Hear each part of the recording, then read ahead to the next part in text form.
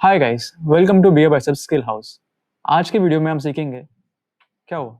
Video कुछ अजीब लग रहा है? एक सेकंड। फर्क आया ना?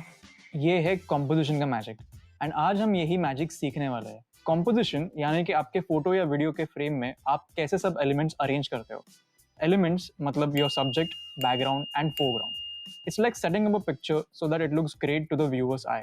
In simple terms, think of composition as putting together the different pieces of a puzzle. Composition इतना important क्यों है? इस वीडियो के बिगिनिंग में आपने देखा कैसे वीडियो का फ्रेम बहुत अनअपीलिंग था, देखने में इतना अच्छा नहीं था.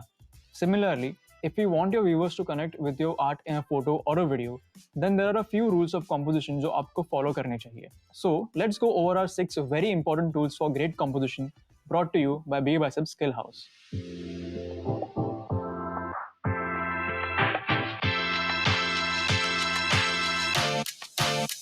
फर्स्ट है lines technique.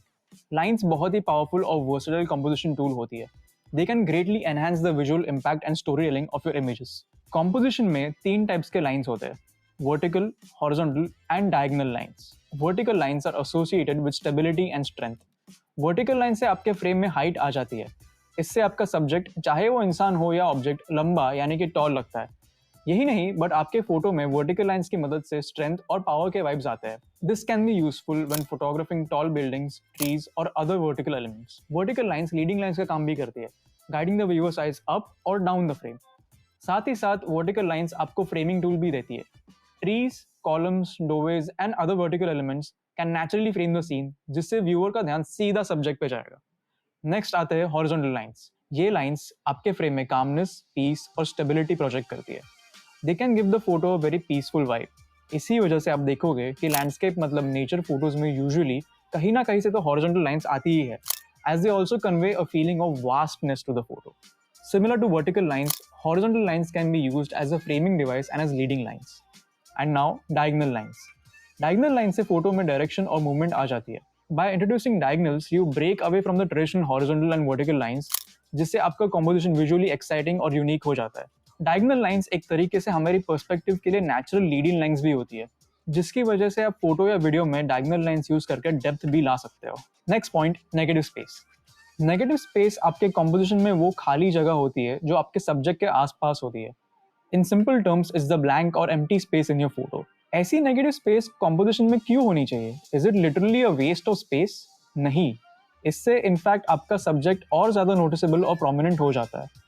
The contrast in size makes us even more curious about the main subject. जो भी आपकी ऐसी फोटो देखेगा वो और ज्यादा ध्यान देगा सब्जेक्ट को नोटिस करने में। It is also use to communicate scale and change perspectives in the picture. Next tool, rule of thirds. Rule of thirds basically आपके लिए सबसे ज्यादा इंपॉर्टेंट टूल होना चाहिए, बी इट फोटो और video. Rule of thirds basically helps you draw maximum attention to your subject और साथ ही साथ आपके फोटोज को एस्थेटिकली प्लीजिंग भी बना देता है। Rule of thirds in simple terms is achieved by dividing your frame into a grid of 9 equal parts. दो horizontal और दो vertical lines intersecting, एकदम वो x and zeros के बोर्ड जैसा। Place your subject at the intersection of these lines instead of the dead center of the frame. Rule of third से आपके subject के साथ ही साथ जो बाकी एलिमेंट्स होती है उन पे भी इक्वल ध्यान जाता है और सब एक दूसरे को बहुत अच्छी तरह से कॉम्प्लीमेंट करती है। Rule of thirds encourages the viewer's eye to explore the entire frame rather than just focusing on the centre. हम नेचुरली भी जब किसी को नोटिस करते हैं या कोई ऑब्जेक्ट देखते हैं, we tend to look at images using the rule of thirds. Hence, it's a way to align photos with how our eyes naturally move when observing a scene. Next point, rule of space. I'll present these examples first. इन्हें ध्यान से देखना।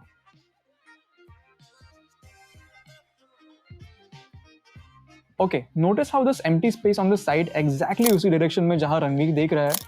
This is rule of space. An often overlooked composition guideline, rule of space बिल्कुल diagonal lines की तरह movement और direction add करने में आपकी मदद करती है. For example, take a picture of a person who is on the left side of the frame but looking towards the right.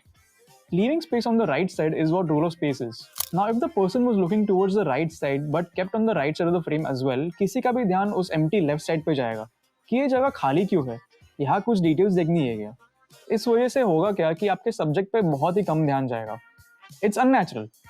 Rule of space, just like rule of thirds, is key to lead the viewer's eye to the image. Next tool, horizon line. ये composition guideline landscape photography के लिए बहुत ही ज़्यादा important है and can also be useful in other frames. Basically जब आप एक horizon को फ्रेम में कैप्चर कर रहे हो, आप अपने फ्रेम को 3 पार्ट्स में डिवाइड कर रहे हो, ग्राउंड, होराइजन और sky. Now the horizon should be close to one of the two lines that divide the shot. मतलब आपके फ्रेम में या तो स्काई वाला पार्ट ज्यादा होना चाहिए या फिर ग्राउंड वाला पार्ट ज्यादा होना चाहिए. Understand that a photo with the horizon line right in the middle will provoke indifference. ना ही मेरा ध्यान स्काई की तरफ जाएगा ना ही ग्राउंड पे जाएगा. However, putting the horizon line higher will center the attention on the land, and putting the horizon line lower will give the sky center stage. Alright, final point. Cropping limbs and extremities. Always, always, always avoid cropping out your subject's limbs or extremities, जैसे कि कान, बाल, fingers, etc. Basically, कहीं पे भी body पे जहाँ पे joints होते हैं वहाँ पे क्रॉप मत करना. Our minds rely on what we've seen before. For example, अगर ये सर्कल में आपको स्क्रीन पे दिखा हो तो even with the gaps in between आपको पता है कि ये सर्कल ही है. अगर मैं आपको किसी की फोटो दिखाऊं which is cropped at the waist, आप इमेजिन कर सकते हो कि हाँ ठीक है इनके पैर है नीचे, या ये बैठे हैं या खड़े हैं. If I crop it on knees, it's a whole different story altogether. If there isn't enough information in an image, our minds struggle to close the gaps. होता ये है कि instead of seeing a complete object, हमारा brain missing parts को sort out करने में busy हो जाता है. So if we crop out parts like fingers, elbows, foreheads in our photos, ऐसा लगेगा कि आपके subject का amputation हुआ है. You definitely don't want that in the photo, right? So these were our 6 very important rules of composition. Now that we are starting to learn more about technical skills, I highly encourage you all कि आप regular practice जारी रखें to brush up on these skills. Remember, more than rote learning these skills, only practicing them daily will help you master them. As आप अपने ही photos में notice करने लगोगे कि मैंने ये रूल फॉलो किया है, ये रूल फॉलो नहीं किया है और ये रूल मे भी ब्रेक करना चाहिए. So keep practicing and I'll see you all in the next video.